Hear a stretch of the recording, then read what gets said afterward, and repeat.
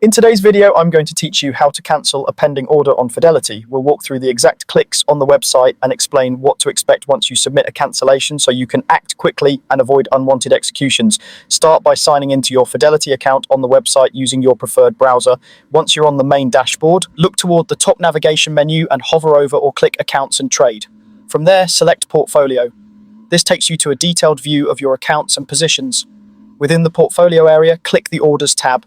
This tab is your command center for everything related to order activity, open, filled, cancelled, or expired, and it's where you'll find any orders currently pending.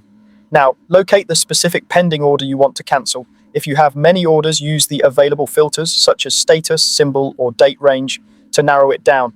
Once you've found the order, look to the right of that row and click Attempt to Cancel. This action sends a real-time request to stop the order from executing. After you click, give the page a moment to update. You may see a brief in-progress message while the system checks the order's status with the market.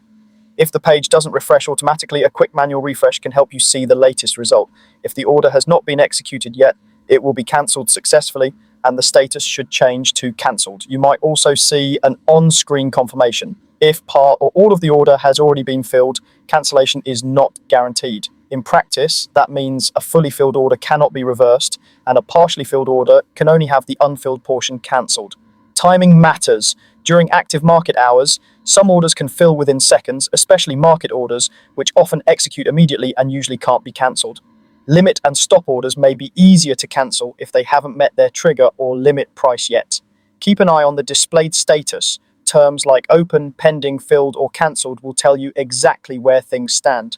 To recap the flow, log in on the Fidelity website, go to Accounts and Trade, select Portfolio, open the Orders tab, find your pending order, and click Attempt to Cancel. If it hasn't executed, it should cancel. If it already filled, cancellation isn't possible.